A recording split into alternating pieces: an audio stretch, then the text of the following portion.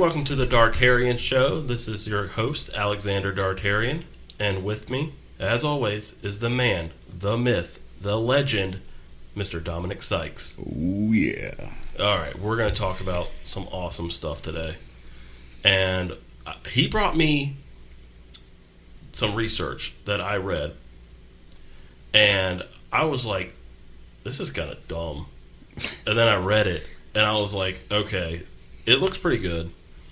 But you brought it to me because we talked about this last week. Mm-hmm. We talked about the Ute tribe and Skinwalker Ranch as a part of our Urban Legends Colorado. If you haven't listened to that, go back and listen to it because it's a good episode. So you're going to read the research. Mm-hmm. I'm going to make little comments on it. We're going to talk about it after like every section or a little bit. And we're going to go into a lot of detail because that's what you wanted. We've heard from a lot of listeners that they need more detail, more gritty stuff. So get ready for 3 hours. Just kidding, it's not going to be 3 hours. But all right, go ahead and start reading it, and we'll talk about everything that you say. Gotcha. All right, so Skinwalker Ranch, it's a 512-acre cattle ranch in northeastern Utah with things there. Okay, I'm going to stop you right there. I've never understood the acre. I know that acres are big and stuff because we're like, oh, well, that house has 3 acres like that and stuff. And I'm like, okay, like what's the hell's an acre? Right. So, all right,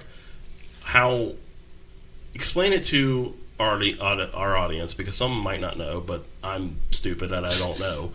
How many acres is 512 acres? Break it down in football fields. So if you look at it in terms of football fields, it's about 387 football fields and 512 acres. So that's a lot. Yeah, it's a big piece of land. Okay, so plenty to roam cattle around. Right. Yeah. Okay. And lots of mysterious things are able to happen in 512 acres. I don't know how you would see it all. It's big. Well, I mean, they got surveillance cameras and stuff there, I believe. Oh, okay, go ahead. Amongst some of the things that are seen there are mysterious creatures like skinwalkers that we just talked about, UFOs, cursed water, lights, cattle mutilations, paranormal sightings. So the whole smorgasbord of supernatural shit happens on this 512 acre cattle ranch. Mm-hmm. And it's not just the cattle ranch either. It's the surrounding areas as well, like the reservoir, all that good stuff. Okay, so it's 512 acres of pure hell. Is that what you're saying? I mean, I would look at it as 512 acre tourist trap if I own the ranch right now, because that's basically just money right there. People coming in. To check all this stuff out, and I would make a killing off of it. I mean, like, you want to come check out these cattle mutilations? And so, give me a list of owners and see if we know any of them. All right, so the original owners were Kenneth and Edith Myers. Nope, don't know. 1934 to 1994, they owned it, so about 60 years. 60 years, okay. Yeah, the original owners held this land, and then in 1994, Terry and Gwen Sherman bought it. But they only had it until 1996. Oh, so something funky happened. Right. Something had to have happened to poor Terry and Gwen. 60 years of either them not giving a damn what happened on their land, or something happened and they're just like, scared the shit out of them. And they're like, could have been like, I ain't saying shit. People think I'm crazy. Right. And stuff. Which, you get a lot of that back then.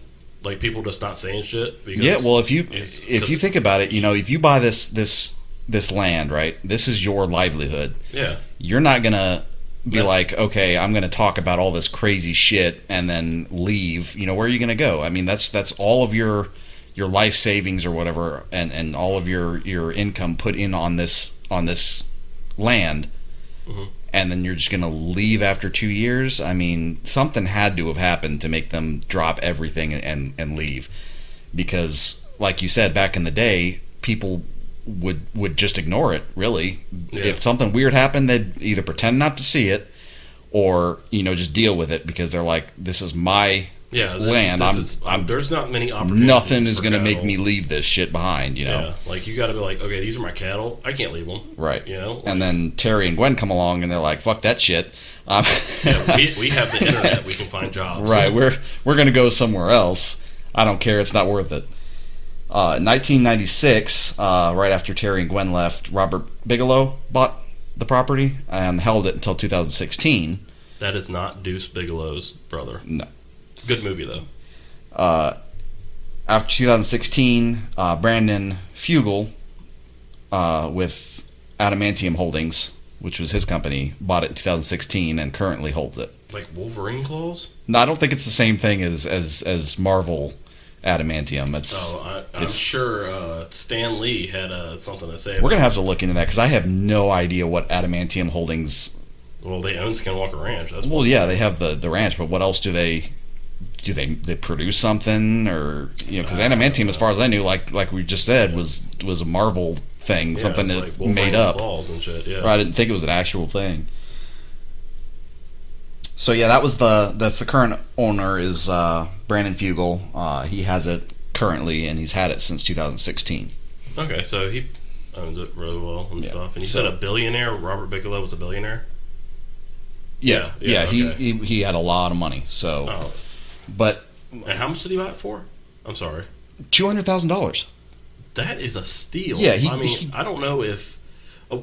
I don't know, because 512 acres. You would think that would be expensive. Yeah, well, because there's like a couple. I've seen prices of land that are like 27 acres that are like $10 million. Well, I guess it all depends. I mean, if this place is as haunted with crap as it seems to be, took the money and maybe they're like, well, we're never going to sell this place at a high price. We're just going to, but he swoops in, he gets it, picks it up for only $200,000, and that, in my opinion, is a hell of a deal, even if it's got some weird shit going on, Yeah. So Brandon Fugel owns it now, and he is. Actually, I've seen pictures of the ranch now, and since Brandon Fugel has bought it, they've put up gates. Have you seen the gates? We're real big gate nuts here. Gates of Hell, last episode. This episode, Gates, Skinwalker Ranch Gates. Next episode is going to be 10 facts about gates. Yes. What you don't know. Yeah, not really, though. And stuff. But these gates have like a radioactive symbol with an alien head in the middle of it. Yeah, so he's milking this thing. Oh, yeah, he's milking the shit 100%. And I would do the same thing. You know that people are going to be interested in this. Why not make it? It's kind of like Area 51, it's... The government knows damn well that there's nothing there. I mean, there's nothing. The government knows there's nothing there. But the town around it, oh my god, makes so much money on tourist stuff that it's great. And they had that huge raid on Area 51 a couple years back, and that became a huge property. They didn't amount to anything, but they didn't get anywhere. So I can 100% get behind him making those gates like that. That's smart. That's what I would do. That's awesome. Money. So let's go ahead. Let's get into a little bit about some of the details about what is going on at this ranch that makes it as famous as it is. All right. Now all of these incidents, these are when the 2 years that the Shermans owned it, right?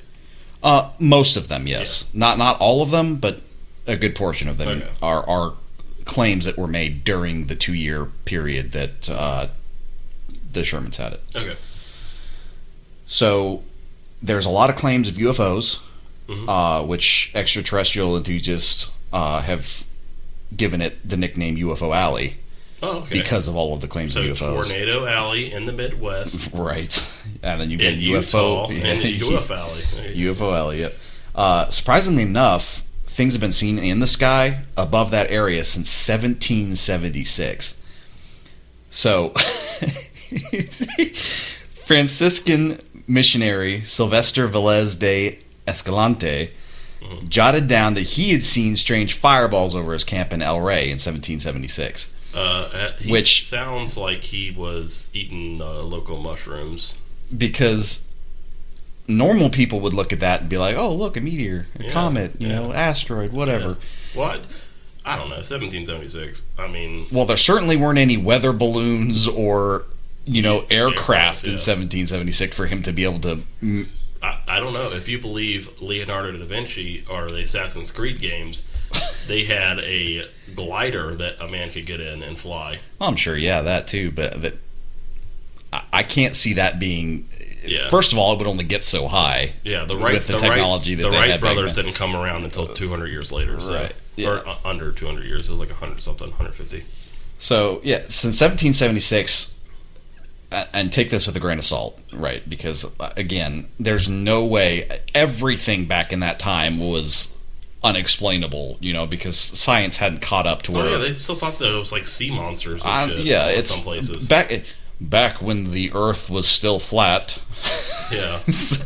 Even though now, you know, that believe the Earth is flat. Believe it. Hey, and if you're a believer the Earth is flat, you know, we're not going to judge you, but...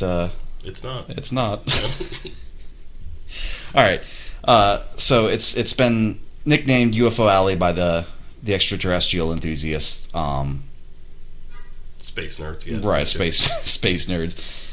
In 1996, George Knapp and Colm Keller investigated the ranch. So I don't know if these two were paranormal investigators or just two dudes that were like, yeah, we're going to go check this out. I'm pretty sure like Robert Bigelow was probably sending his people in there just to make sure, like, are these real before I buy it? Yeah, well, it could be, yeah. According to them, they saw and or investigated close to 100 different incidents. Damn. So either they just made up 100 different things, or at least some of these 30. Have to be credible. After more than 30, it's like, okay, something's going on here. And those incidents included things like vanishings and mutilated cattle. So, like, some cattle just poofed, gone. They disappeared. Some of them are mutilated. Like, oh Lord, just. Dude, I think I heard a story about this. I think like one of the cattle's buttholes and reproductive organs were taken. What? I'm telling you, yeah. I remember reading this and stuff. Yeah, like he was stuck in the mud and like some kind of suction worm bite looking thing was like and just took it right out and stuff. Well, Colm, this cow's missing a butthole. Yeah, exactly. It's so I wouldn't say mutilated. I would say like, you know, sexually assaulted. That poor cow. And of course, those other incidents include flying objects, orbs, alien stuff, UFOs, huge animals with red eyes. Ooh, yeah, that were not fazed by bullets. But that strikes me as odd because it kind of reminds me of the Mothman from West Virginia, right? And stuff, because there was a cryptid in West Virginia, Mothman, which we may talk about later on the show, right? Like later on in future episodes and stuff. But impervious to bullets. I mean, unless it's like a werewolf or I don't know if there's any cryptids. Are all cryptids invincible to bullets? No, or invulnerable. Sorry, we don't know because we don't. There's no scientific fact to prove that these cryptids even exist in the first place. They're real. They're real. So there's no telling if the bullets will work on them or not. I believe all of the people that have seen these cryptids and stuff. So you're a believer. I'm a little bit more skeptical about some of this stuff. Some of it I can get behind, but I believe cryptids over UFOs.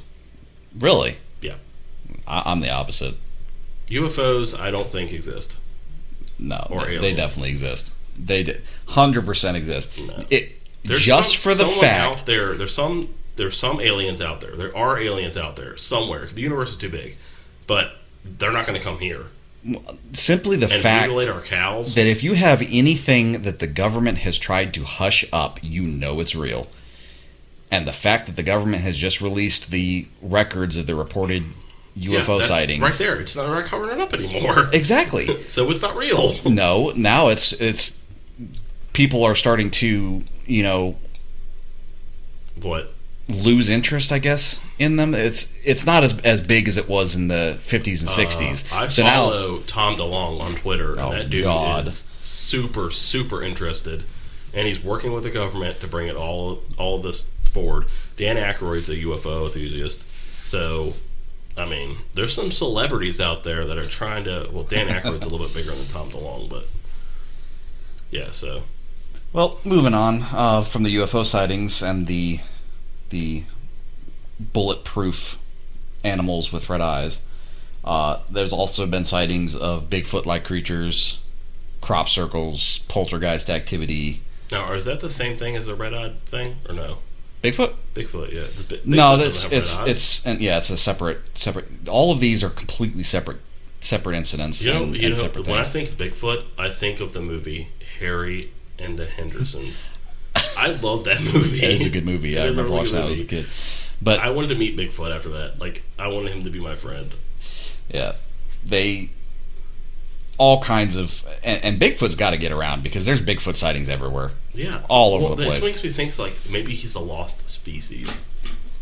Yeah, but is it just the one Bigfoot, or because if it's the one Bigfoot, this dude either can drive or fly or something? Because I'm not saying that he's like running like Forrest Gump or something, but I mean like.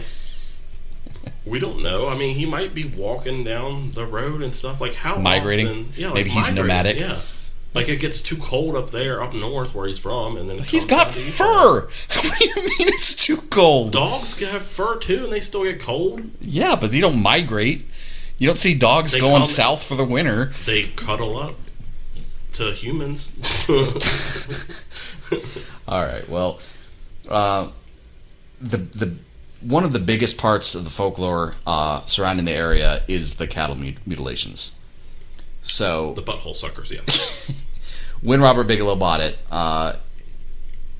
he was allegedly convinced to buy it because of the stories of the mutilations, along with the other stories of the odd lights and impressions made in the grass and soil that Terry Sherman had reported. Yeah, the owner. Yeah. The previous owner reported. So he was convinced. Robert was convinced that this stuff was actually going on. He wants to buy this place and he wants to investigate it himself. So he either wants to see proof with his own eyes, or he's thinking entrepreneur-like. You know, he's going to be the next John Hammond from Jurassic Park. Yeah, instead of dinosaurs, it's UFOs, right? Aliens. So I seriously doubt that, but okay. Right. Another one of the things that the Shermans claimed to see was a wolf. But this wasn't just any old day, wolf, which are pretty big to begin with. But wolves have not been in Utah in I think 70-some years. Yeah, it's been a while, and this wolf is about. Don't quote me on that because I'm pretty sure it's. I think it is. Yeah, I think it's 70-some years. Wolves have not been seen in Utah. Well, this one is about 3 times the size of a regular wolf. Oh shit! Right, so it would stand about shoulder height. So a normal man or 6 foot man? So say about 6 foot tall man. This wolf would be shoulder to shoulder with this dude. Damn. Yeah, that's a big dog. So I've heard different versions of that report. Some say that he sees it and immediately shoots it. Some, I think you told me that. Oh yeah. Because I remember when you told me that, and because we were doing the research and stuff, and he was like, "Yeah, that's a big wolf, like a dire wolf, like in Game of Thrones," and I was like, "What? No, there wasn't," and stuff. So I looked it up, and yeah, there was, and I read the one you had read where he just shot him. Yeah, I read that he let him pet him, came up to him and they pet him. This huge shoulder length wolf acted like a dog, and let this dude. I don't believe it. Had beautiful blue eyes. No came way. To him and he pet the wolf, and then he turned to one of his cattle in the corral, and then jumped and grabbed it and started trying to eat it, and that's when he shot it, which makes more sense because he's going to protect his cattle and stuff. But why would the wolf let him pet it? And then be like, "Oh, that feels nice." Yeah. I'm going to go fuck up your cattle now. Yeah, like he was like, hey, we're friends now. Friends share meals. Oh, I see. Yeah. So, okay. Yeah, because you're a cattle rancher. You're eating some of those cattle. Well, yeah. Or selling them to be eaten. Yeah. So, like, he just wanted a snack. He was just like, okay, well, he let him pet him, and he's like, okay, I'm not going to eat you. But there's food over there in that corral that looks tasty. So, yeah, that's the version I heard and read, and you read a different one, apparently. But either way, he shot at him.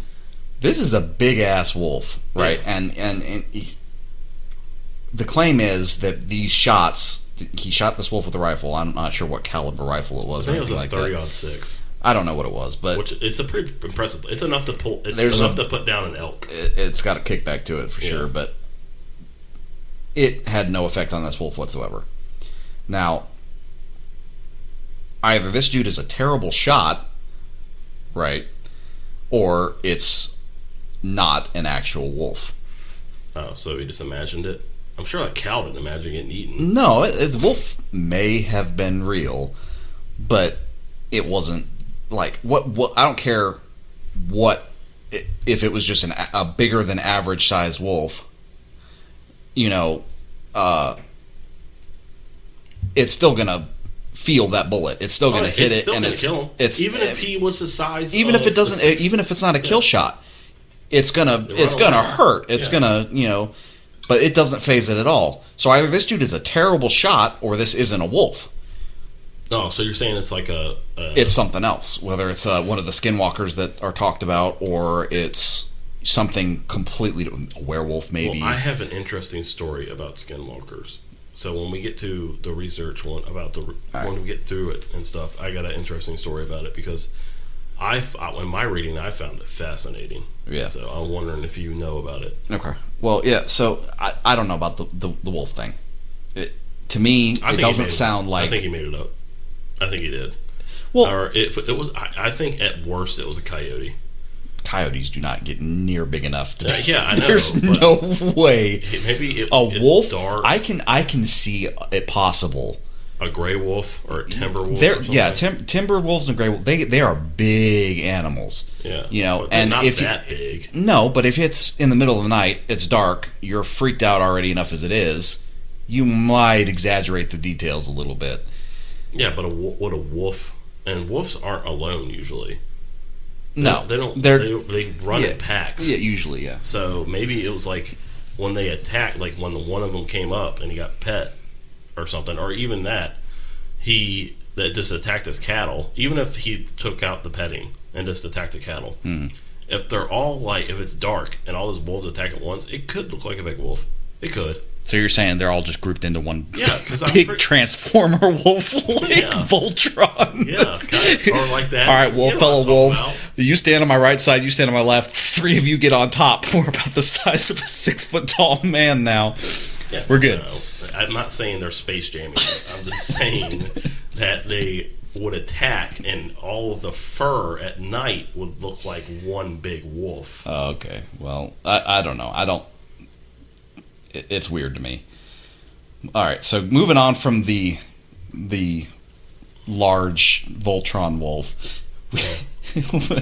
In March 12th, 1997, Kelleher swears he sees a large humanoid creature spying on him from a tree. Is this the same guy that shot him? Or is this a totally different person? Sherman's the one that saw the wolf. Sherman's the one that saw the wolf. Kelleher is... the researcher. Gotcha. Well, one of the two, yeah. Yeah. So he claims that he sees this large humanoid creature spying on him from the tree, and he wrote a book in where he detailed that the creature was about 50 yards away and watching them from a perch in the tree nearly 20 feet off the ground. That's some pretty impressive eyesight, especially in the dark. Right. And then he describes the creature as motionless, so this thing's not moving. So it probably could be the tree. Right. He knew it was there because of the yellow light from the creature's eyes. Okay, it could. To me, I'm thinking it's just a dude up in the tree looking at him with binoculars.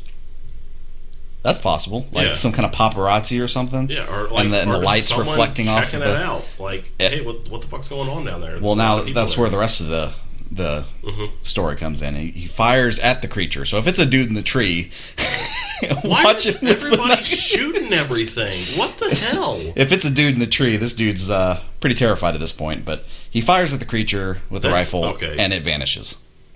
Okay, hold on. Well, I don't know what that is. I'll just shoot it. When in doubt. Yeah, God, that's the American way, I guess.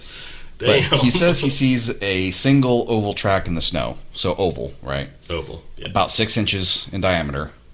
But it has 2 sharp claws coming from the back of the mark that went deeper than the rest of the print. So picture an oval, right? Yeah. In the ground, like a footprint, with 2 sharp claws coming from the back of the oval. Okay. I don't know. And he says it reminds him of a large bird of prey, right? Yeah. But huge and very heavy. Yeah, but there is not a bird in Utah that has a footprint like that. Well, maybe. No, I don't even think that, because I've seen birds of prey. They usually have 3 claws and a claw on the back for grasping. Well, I've never looked at a bird of prey and say, hey, that looks kind of human. Yeah, I know. Maybe an ostrich or something. Or an emu. An ostrich or an emu 20 feet up in a tree. They can climb, I'm sure. No, they have wings. They can't use them for flying or climbing. They can chickens can fly a little bit. They can glide. Yeah, but they're a lot lighter than an ostrich. Ostriches have big leg muscles. What ostriches are? Well, I guess maybe the roadrunner could be a roadrunner. Roadrunners are tiny. It could be a fat roadrunner. That one's not getting away from a coyote. He had to climb the tree. Well, he fires at the creature. It disappears, and he finds this footprint. And that's not the only time that particular creature's been sighted. There's been several sightings of the human-like creature or creatures, which have led many to think of skinwalkers. All right, good. Now I can tell you my story about the skinwalkers, because we're there. Okay. All right, so legend has it, when a skinwalker is found out to be a skinwalker, they have a powder, right? Mm-hmm. That they blow in your face, and it kills you. Was it like powder. anthrax? No, it's like a red powder. They blow it in your face, and your tongue turns black. And the skinwalker does this? Yes, the skinwalker does it. Okay. And it kills you, because you can't know that the skinwalker is a person. It's something that the Navajo Why would it did. need powder to kill you? If all of the sightings and stories of skinwalkers are true, they are extremely. I just said there was a story. They're extremely fast, deadly. I think you're thinking of Wendigos. No, Wendigos. No, it's completely. Wendigo. No, it's not. It's completely separate. 2 completely different things. So, all right. To your story, right? Mm-hmm. It's said that if you see this skinwalker, right? Mm-hmm. Now, do you have to see it changing forms? I have no idea. Or just in its form in general? All right. Oh, there's another story. Sorry. There's another story. All right. This dude came out and he saw a skinwalker, right? Mm. And it was a dog. And he beat it to death with a stick. Oh my God! Yeah, he beat it to death with a stick. And, the fur had the powder on it, so it blew up. And, it blew up in his face. And he started getting sick. So a Navajo, Native American, indigenous people, came and, told him, hey, you're going to die. You need to come get this medicine. Right. And stuff. And he was like, no. And then the Navajo witch doctor or shaman, I guess saw a vision of him. Huh. And it was yeah, you're going to die, dude. You need to come here and get this medicine. And they got him the medicine. He said if he waited for a day, he would have been dead. Why is this dude just walking up on this poor dog and beating it to death? I have no idea. They should have let him die. Yeah, I know. What the hell? But apparently, according to legend, the Navajos don't mess with skinwalkers. No, they're supposed to be really bad juju. They're first world demons almost and stuff. So I thought that was weird. That story right there was okay, the Navajo saved this man. This white man. It was a white man, by the way. And because they don't help white men, because white men have destroyed their peoples and and stuff. So I just thought that was an interesting story that I had read and stuff, and I was like, what the F? Like, who goes around beating dogs to death?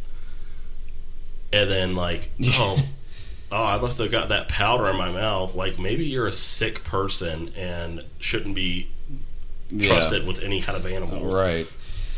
Well, going a little bit more into detail about skinwalkers in general, in Navajo folklore, skinwalkers are kind of like werewolves. Mm-hmm. They're evil witches or shamans or whatever that transform themselves into whatever creature they wish. Now, this differs. Some say it's like I said before, it was like a shapeshifter that just turns into that form. Some say it literally wears the skin of an animal that has been killed, or it kills, or whatever. But it turns into whatever creature that they want to turn into. The problem with this theory being in relation to Skinwalker Ranch is the fact that the Navajo Nation lived 400 miles south of the ranch. Mm-hmm. And then the ranch itself is bordered by Ute territory, not Navajo. Yeah, well, they fought all the time. Well, yeah, and it's... And I believe that the Navajo, raided the Ute land I don't know anything about slaves. I think they, did that or something. I have no idea. So they did fight each other, but... Skinwalkers... 400 miles? Yeah, that's 400 miles south of the ranch. But Skinwalkers don't feature in the Ute religion. Only in the Navajo religion. Yeah. But there are still aspects within the context of Ute lore that is kind of similar to Skinwalkers. For example, there's been a couple strange sightings in Bottle Hollow, which is a 420-acre man-made reservoir, which is on Ute land. That's next to the ranch. And that's man-made, right? Right. It was man-made. It was filled by fresh water, or with fresh water by the federal government in 1970, I think. Okay. Right. And then in 98, a police officer claimed to see a large light fall into the reservoir and then just come back out, soaring off into the night sky. A light? Yeah. A light. Just like an orb of light that went into the reservoir and then came soaring back out into the night sky. And then in 2002, 4 young guys, white dudes, not native, were standing not of the Ute tribe. Right, they weren't of the Ute tribe. Were standing on the shoreline of the reservoir, and then they saw a blue-white ball enter the artificial lake as well.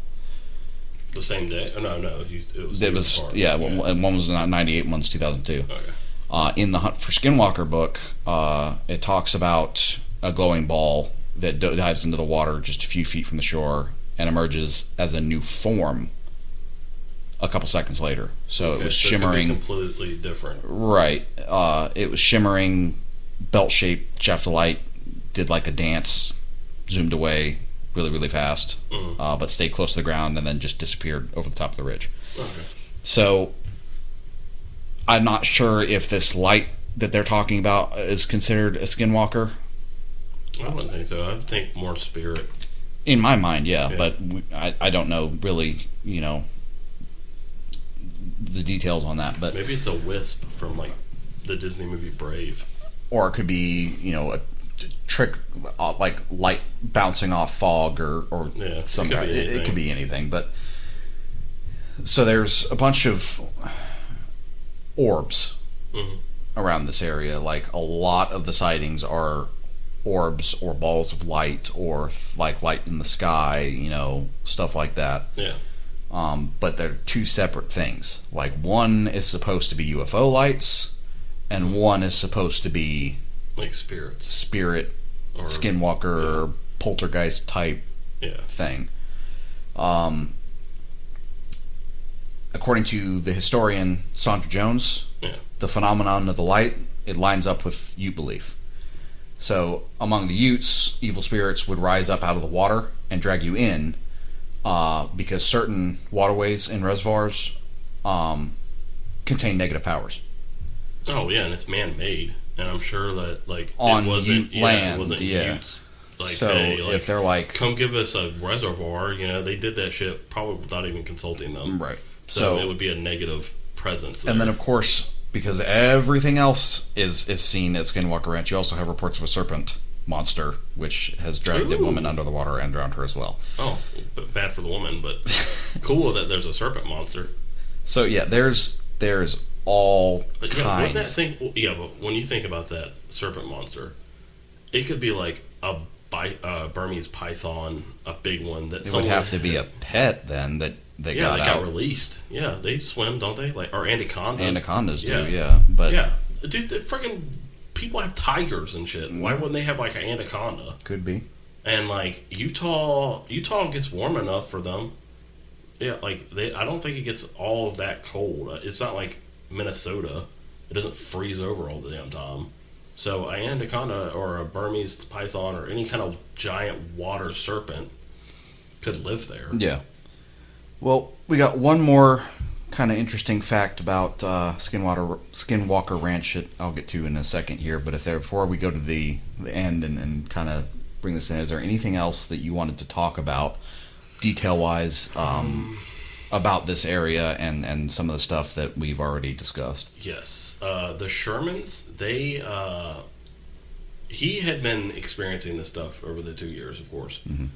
Well, before he asked for help or put something in the newspaper about this, because he did write, and you can go and view the newspaper. There's tons of media, books, and everything else about this ranch. So 7 movies and there's shows, a ton of books. stuff. So I mean, definitely go check all of those out because they're all good. Yeah, if this interests you, there's mountains of different other research besides us two talking stupidly. This is just our viewpoints on it and what we've seen and heard. But and read apparently, about. he had seen those floating lights and stuff, but they were like orbs, right, of light.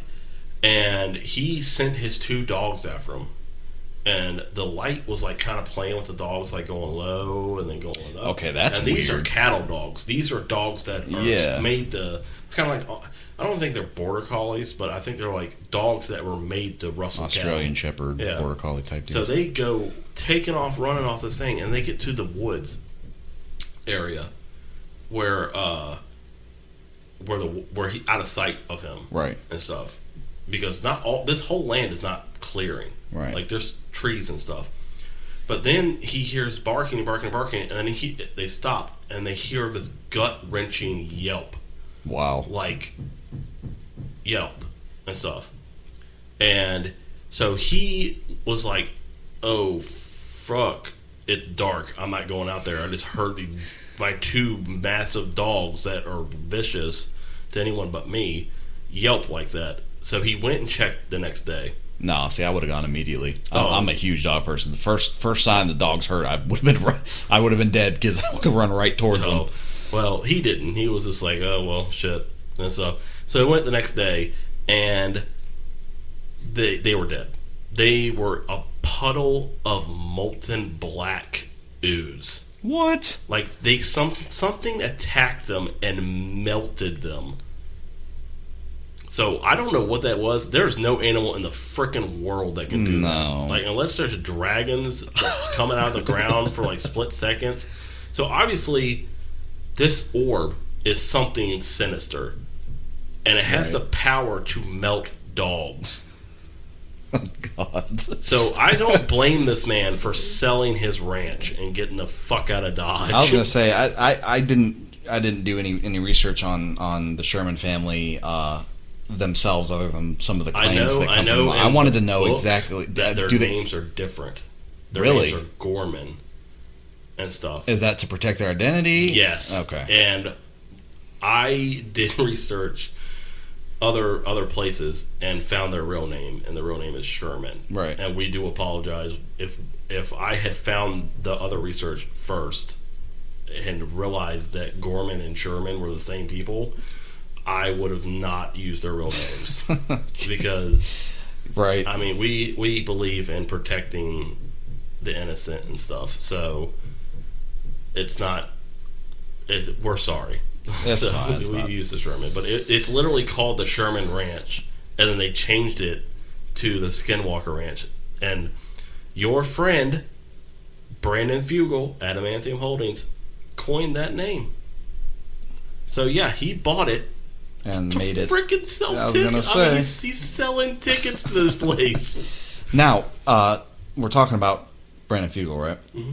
So we're coming to the last fact of this this episode, Mm-hmm. Which is just this February, this year, 2021, February. Post Malone visited Skinwalker Ranch. Oh, the artist? Yeah. Yeah. Yeah, he spent Sunday in February with the current ranch owner, Brandon Fugel, and Post Malone is a huge paranormal enthusiast. Like he's been all over. Well, have you seen his videos? I mean, he did the Dybbuk box that one time. Yeah. I think he's seen the what's the name of it? That house that has all of the I keep calling it Conjuring. The Warrens. He's been to the Warrens. Ed and Lorraine Warren. Yeah, he's been to the Warrens' place, seen all of the stuff, the Annabelle doll. Yeah. He's done all of that. He's a huge paranormal enthusiast. But he went and had a tour of the ranch with Brandon, and they actually became friends. And Brandon Fugel also has, so on top of owning this ranch and all of the stuff that comes with owning this ranch, he also has a show on History Channel called The Secret of Skinwalker Ranch. Which we recommend you guys watch. Yeah, absolutely. People asked him if Post Malone will make an appearance in the second season. He said he'll see. So we might actually get to see... No, Post Malone there. Right? Yeah, which would be cool, I think. Yeah.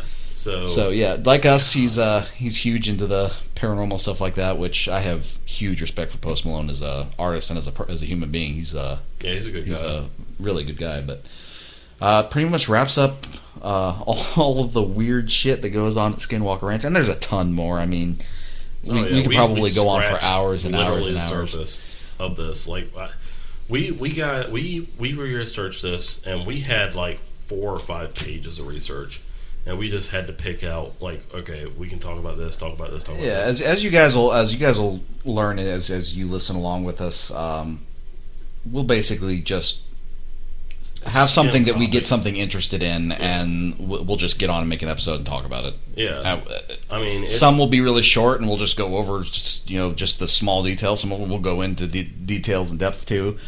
It just depends, varies on our moods. Yeah, it pretty much is. And so we're going to have great upcoming episodes. Next week, we're going to talk about urban legends again. We're trying to like separate the urban legends. I want to do all 50 states. Which would be cool, yeah. Yeah. Urban legends from every state. And after we're done with that, I want to go around the world, because I'm sure there's urban legends all around the world and stuff. So we are going to do urban legends, Nebraska. Cool. Yeah. Corn. I haven't heard a whole lot out of Nebraska, so it should be interesting to see. I know. Like, I was like, what? So I started doing research on it, and God, there's a lot. There's a lot and stuff. Cool. And there are more of Colorado, and we may go back to Colorado later on and stuff after we've done everything. But those were the most interesting to us. Yeah, there's no way we could possibly scratch the surface of all of the. Oh yeah, no, every state is like that. But I mean, there's some great ones coming up. We appreciate you guys listening. Follow us on Twitter. I'm at the Dartarian Show. At Dartarian Show. At the Dartarian Show is on Facebook. Mm-hmm. That's our page. And at the Dartarian Show for Instagram as well. And Dom, they can find you at Dominic Sykes 8. Yes. The number 8 and stuff on Twitter and Instagram. Yes. So, if you guys have any comments, again, about this episode, any tips, well, like I said, we're just starting out, so... give us some criticism, Yep, please. Give us some criticism, let us know how we're doing, and... Don't be too mean, because Dom has... I've got an inferiority complex. We'll just leave it at that. Yeah. But so, be critical, but not too critical. And also, we have a YouTube channel. We posted our first episode with visual aids, The Dartarian Show. So that one's a really great one. We got like 30 views on that already. So yeah, it's really exciting for us, because this is just something that we started out just doing for fun, and hopefully I don't want to be too serious with it, because it really is. It's a fun talking about cool shit. Yeah, it's just a fun pastime for us. But if you guys enjoy it, and we really hope you do, follow us like you said, our Instagram and our Facebook. You can check our stuff out on YouTube. We're going to try to post about every week or so. We might have some breaks here and there, but we'll try and get some episodes up about every week. And as we go on, sound quality and everything else will get better. We Yep. promise it will get better. You hear some stuff in the background sometimes.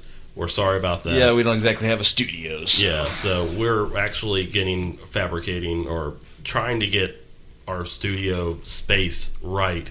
So, yeah, you're going to hear a lot of stuff in the background. We apologize. But So.